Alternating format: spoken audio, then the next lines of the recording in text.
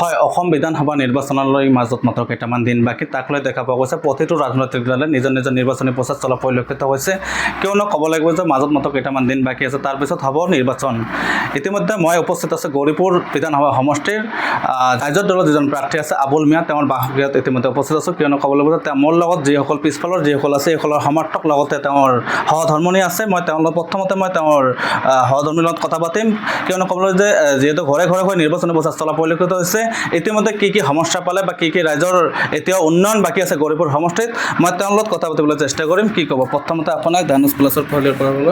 শুভেচ্ছা জ্ঞাপন কৰিছোঁ কি ধন্যবাদ যিহেতু হাতত মাত্ৰ কেইটামান দিন বাকী আছে আপুনি দেখা পোৱা গৈছে যে নিৰ্বাচনী প্ৰচাৰ ভালদৰে চলাই আছে ইতিমধ্যে কি সমস্যা পালে এই যে গৌৰীপুৰ সমষ্টিত গৌৰীপুৰ সমষ্টিত সমস্যাটো বহুত সমস্যাৰ শেষ নাই মই এতিয়া পোনপ্ৰথমে কওঁ গৌৰীপুৰ সমষ্টিটো ৭ নং গৌৰীপুৰ সমষ্টিটো ইমানেই ডাঙৰ প্ৰায় 3,10,12,000 এনেকুৱা চাগে ভোট হ'ব ৰাইজৰ ভোট গতিকে ইমান ডাঙৰ সমষ্টিটো ইমান কম সময়ৰ ভিতৰত আবুল মিয়াৰ সহধৰ্মিনী হৈ কেনে মই কৈছোঁ তেওঁ ইমান সোনকালে এই সমষ্টিটো মানে ফুলফিল কৰিব নোৱাৰিব কাৰণ সব ৰাইজৰ ওচৰত তেওঁ যাব নোৱাৰিব গতিকে আপোনালোকে একো দায়দোষ নধৰিব মই তেওঁৰ সহধৰ্মিনী হিচাপে আপোনালোকক কথা দিলোঁ আৰু 2 নম্বৰ কথা হ'ল আমি যিহেতু গৌৰীপুৰ এখন সৰু টাউন প্লাছ আমাৰ ওচৰত যিবিলাক গাঁও আছে আমি গাঁৱৰ ওচৰতে থাকোঁ ইয়াত কোনো ধৰণৰ ধৰক উন্নয়ন ৰাস্তা ঘাট বুলিবলৈ একোৱে নাই এইসমূহ ৰাইজৰ সঁহাৰি কেনেকুৱা পাইছে যিহেতু আপুনি ঘৰে ঘৰে গৈ নিৰ্বাচনী প্ৰচাৰ চলাই ৰাইজৰ সঁহাৰি হ'ল চাওক আবুল মিয়া ৰাইজৰ দলৰ প্ৰাৰ্থীহে হৈছে কিন্তু তেওঁক ৰাইজে নিৰ্বাচন কৰিছে প্ৰাৰ্থী তেওঁক ৰাইজে বনাইছে তেওঁ নিজৰ ফালৰ পৰা হোৱা নাই আৰু ৰাইজৰ বিপুল দাবীত তেওঁ প্ৰাৰ্থী আজি হৈছে গতিকে ৰাইজে তেওঁক আগবঢ়াই লৈ যাব আৰু ভাল এটা ফলাফল পাম বুলি আমি আশা কৰিছোঁ যিহেতু এই গৌৰীপুৰ সমষ্টিটো 10টা বছৰ এই ওপৰত দখলত আছিল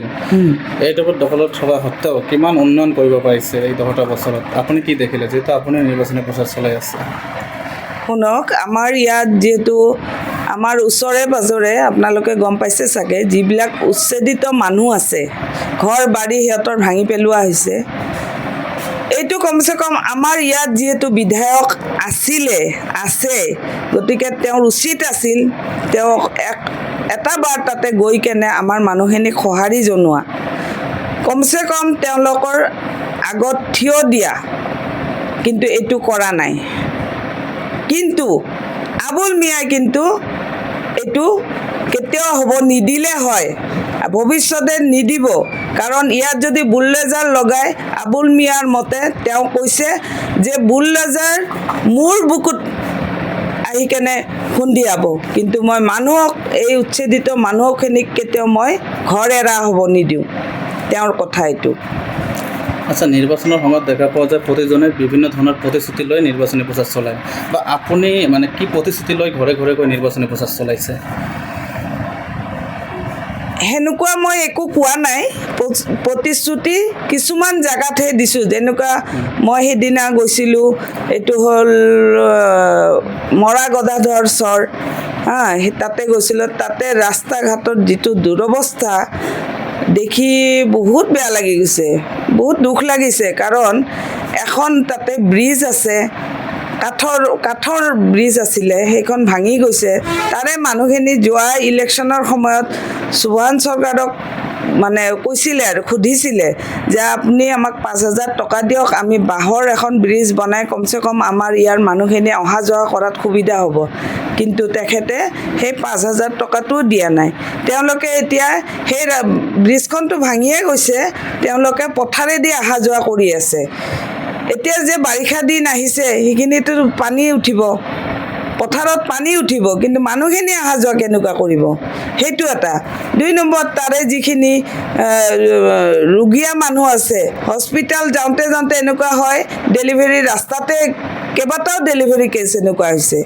তাৰে মানুহৰ এনেকুৱা দুৰৱস্থা গতিকে মই ভাবোঁ আৰু কি মোৰ ব্যক্তিগত কথা বিধায়ক সদায় ৰাইজৰ কাৰণে যিহেতু বিধায়ক ৰাইজে বনায় গতিকে ৰাইজৰ সুখ দুখত থাকিব লাগে ৰাইজৰ যিবিলাক ঠাইত অসুবিধা আছে সেইবিলাকত নিজে সঁহাৰি জনাব লাগে ৰাস্তা ঘাটৰ এইবিলাক কাম নিজৰ পকেটৰ পইচা দি কৰিব নালাগেতো MLA ফাণ্ড আছে গতিকে MLA ফাণ্ড টানি আনি হ'লেও কৰিব লাগিব কিয় নকৰিব ৰাইজে বনাইছেতো আচ্ছা এটা কথা ক'ব লাগিব যে এই যেহেতু নিৰ্বাচন সমাগত এই যে আবুল মিয়া যে ৰাইজৰ দলৰ যেন প্ৰাৰ্থী তেওঁক লৈ দেখা পোৱা যায় প্ৰতিজনে মানে মিছা বদনাম বা মিছা বিভিন্ন ধৰণৰ মানে এনেধৰণৰ কৰি থাকিব সামাজিক মাধ্যমত চৰ্চাটো হৈ আছে মানে আবুল মিয়াই কিয় মানে এইবোৰ মানে নিমাত মানে একো মানে উত্তৰ নিদিয়ে কিয় কাৰণ চাওক এতিয়া এইটো ৰাজনীতিৰ খেলাই না বকা চতিয়াটো ৰাজনীতিৰ এইটো এটা খেলা বেলেগ যিহেতু দুইফালে দুইজন আছে সিহঁতৰতো এতিয়া ভয়ত কম্পমান তেওঁলোক গতিকে আবুল মিয়াকতো দোষাৰোপ কৰিব যাহা তাহা ক'ব দলবগৰা নেতা বুলি ক'ব কিন্তু গৌৰীপুৰৰ ৰাইজে জানে আবুল মিয়া ইমান 35 বছৰে কংগ্ৰেছ দলৰ লগত লাগি আছিল কংগ্ৰেছৰ আজি গৌৰীপুৰ সমষ্টিত কংগ্ৰেছৰ যিটো পজিশ্যন সেইটো কিন্তু একমাত্ৰ আবুল মিয়াই আনিছে ইয়াত বেলেগ কোনো আনা নাই সুভান চৰকাৰেও আনা নাই বেলেগ আমাৰ ধুবুৰীৰ নেতাবোৰো আনা নাই আমাৰ MP সাহেব ৰকিবুল হুছেইনেও আনা নাই এইটো অকল আবুল মিয়াই কৰা কাম গতিকে আবুল মিয়াক দেখি তেওঁলোক ভয় খাইছে ভয় খোৱাৰ কাৰণে আজি এনেকুৱা বদনাম কৰি আছে আৰু এটা কথা যে সকলোৱে ইতিমধ্যে কয় যে আবুল মিয়া যিজন প্ৰাৰ্থী আছে তেওঁ এজন শক্তিশালী নেতা বা তেওঁ এজন শক্তিশালী প্ৰাৰ্থী বুলি গৌৰীপুৰ সমষ্টিত বা যোগ্য প্ৰাৰ্থী ত' আপুনি কি ভাবে যে কিমান ভোটৰ ব্যৱধানত তেওঁ জয়লাভ কৰিব কিমান বিশ্বাসী আপুনি মোৰ মতে এইটোতো বোধ কৰোঁ এইবাৰ ৰেকৰ্ড হ'ব মই জনামতে এইবাৰ ৰেকৰ্ড হ'ব যে আবুল মিয়াক ৰাইজে যেনেকৈ বিচাৰে আৰু সেই ধৰণৰ ৰেকৰ্ড কৰি এৰি দিব আপোনালোকে নিশ্চয় দেখা পাব তো এইবুলি ভোটাৰসকলক কি ক'ব ভোটাৰসকলক মই ধন্যবাদ এইকাৰণে জনাম যে আমাৰ গৌৰীপুৰ সমষ্টিৰ ভোটাৰ ৰাইজ চবে স্বতঃস্ফূৰ্তভাৱে ওলাই আহিছে সিহঁতে কোনো দল দেখা নাই কাৰণ আবুল মিয়াৰ যিবিলাক কৰ্মী আছিল লগত থকা মানুহ আছিল সব কংগ্ৰেছী কিন্তু ব্লাড কংগ্ৰেছী হয় তেওঁলোক কিন্তু তেওঁলোক কংগ্ৰেছ বাদ দিছে অলৰেডি তেওঁলোকক এক্সপেল কৰিছে কিন্তু সিহঁতৰ গা এতিয়াও লৰা নাই এইকাৰণে লৰা নাই কাৰণ তেওঁলোক আবুলৰ লগত থকা আবুল মিয়াৰ লগত থকা কৰ্মী সিহঁতে হাৰে হিমুজিয়ে আবুল মিয়াকে বিচাৰে গতিকে গৌৰীপুৰৰ ৰাইজেও সেইভাৱে আবুল মিয়াক বিচাৰি আছে তেওঁলোক সদায় তেওঁৰ লগতে থাকিব এইটো মোৰ মানে ধাৰণা আৰু কি তেওঁলোক কেতিয়াও পিছ হুহুকি নাযায় ঠিক আছে আপোনাক ধন্যবাদ জ্ঞাপন কৰিছোঁ মই আপোনাৰ লগত দুই এষাৰ কথা পাতিম কি ক'ব আপুনি কি ক'ব যিহেতু আপুনিও নিৰ্বাচনী প্ৰচাৰ চলাই আছে আবুল মিয়াৰ হয় আবুল মিয়াৰ সমৰ্থক বা কি পালে নমস্কাৰ তো মইতো গাঁও ভূঞে গৈয়ে আছোঁ যিখিনি জেগাত গৈছোঁ মই সেইটোৱে সমস্যা পাইছোঁ ৰাস্তাৰ সমস্যাটো বহুত বেছি পাইছোঁ আৰু বাকী যিখিনি ক'ব লাগে সেইবিলাকতো বিধায়ক কৰিব লগা কাম আছে বহুত কিখিনি কিন্তু সেইখিনি কৰা নাই তো এইবাৰ যিহেতু মই ভাবোঁ যে ৰাইজে উঠাই দিছে মোৰ আবুল আংকেলক তো এইটো ৰাইজৰ দল তো দল হৈছে ৰাইজৰে দল সেইকাৰণে সিহঁতে এনেই আগবাঢ়ি আহিছে আৰু আগবাঢ়ি থাকিব সকলো সময়ত আমাৰ লগত লগো দিব সেইটো মই আশা ৰাখিছোঁ ৰাইজৰ ঘৰে কেনেধৰণৰ পাইছে বহুত বেছি ভাল পাইছোঁ যিবিলাক জেগাত কেতিয়া আমি যোৱাই নাই যদিও আমাৰ গৌৰীপুৰতে জন্ম তথাপি যোৱা নাই সেইবিলাক জেগাত কিন্তু তথাপি আবুল আংকেলৰ ইমান বেছি মৰম দিছে ভাল পোৱা দিছে আবুল বুলিয়েই মানে সিহঁতে মানে আগবাঢ়ি লৈছে ৰাইজৰ দলক ইমান মৰম দিছে সেইটো কাৰণে বহুত বেছি ভাল লাগিছে আৰু মই এনে মহিলাসকলে কি সমস্যা পাইছে যিহেতু আপোনালোকে গৈছে ঘৰে ঘৰে মহিলাসকলৰ সমস্যা বহুত কিবা কিবি কৈছে তো সেইবিলাক কথা মই আগত নকওঁ কিন্তু ৰাস্তাৰ প্ৰব্লেমটো বহুত বেছি পাইছোঁ আমিও যিহেতু গৈছোঁ সেইবিলাক জেগা দি তো আমি মহিলা আমি গম পাওঁ সেইবিলাকক তো মোৰ এটাই কথা আছিল সিহঁতৰ লগত যে ৰাস্তা যদি কৰি নিদিয়ে সেইটো আমি আবুল মিয়া হৈ আমি আগবাঢ়ি আহিম যদি আপোনালোকে আবুল মিয়াক আপোনালোকে জিকায় বিধায়ক বনায় আমি আবুল মিয়া হৈ ইয়াত আহি কাম কৰি দি যাম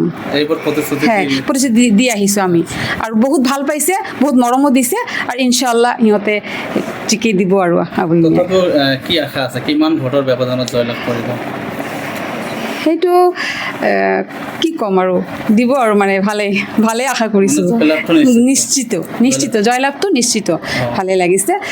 আৰু এটা কথা, মই গৌৰীপুৰ ৰাইজক মই অনুৰোধ জনাইছোঁ, আপোনালোকে ৰাইজৰ দলক আগবাঢ়ি লওক, মৰম দিয়ক আৰু গেছ চিলিণ্ডাৰত ভোটটো দিব। থেংক ইউ, ধন্যবাদ আপোনাক। মই আপোনাৰ পৰা দুই এষাৰ কথা শুনিম। আপুনি কি ক'ব, এইবুলি কেনেধৰণৰ প্ৰাৰ্থীক ভোটদান কৰিলে গৌৰীপুৰ সমষ্টিৰ উন্নয়ন হ'ব? আজি চাওক, 3টা কেণ্ডিডেট আছে, এটা ৰাইজৰ দলৰ, এটা কংগ্ৰেছৰ আৰু এটা UDF। আপোনালোকে গম পায় যে UDFৰ গৌৰীপুৰত কোনো ভেটি নাই। যোৱা পঞ্চায়ত ইলেকশ্যনত AP মেম্বাৰ 17টা AP মেম্বাৰ হৈছে, এটা জিতছে। UDFৰ ভেটি নাই।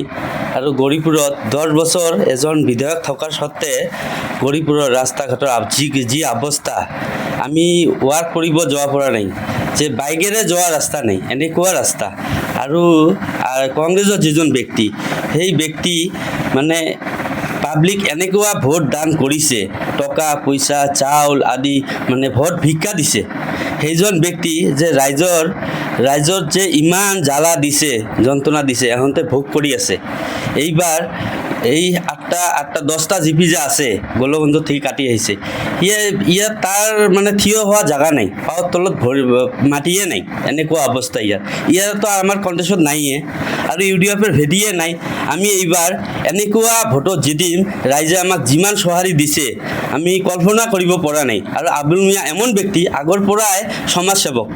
কোনোবাৰ কেতিয়াও লিডাৰ হোৱা নাই, লিডাৰ না হোৱা স্বত্তেও যিমান কৰিছে, বহুত কৰিছে, আমাৰ চকুত বহুত কৰিছে। মানে উন্নয়নৰ ক্ষেত্ৰত আবুল মিয়াক ভোট দিছে। এইবাৰ ৰাইজে আমাক যিমান সঁহাৰি দিছে, এনেকুৱা ব্যক্তিক যদি একবাৰ দিছপুৰলৈ পঠাব পাৰে, সিয়ে গৌৰীপুৰত নহয়, গোটেই ধুবুৰী ডিষ্ট্ৰিক্টত দেখাই দিব যে এনেকুৱা বিধায়ক হ'ব লাগে।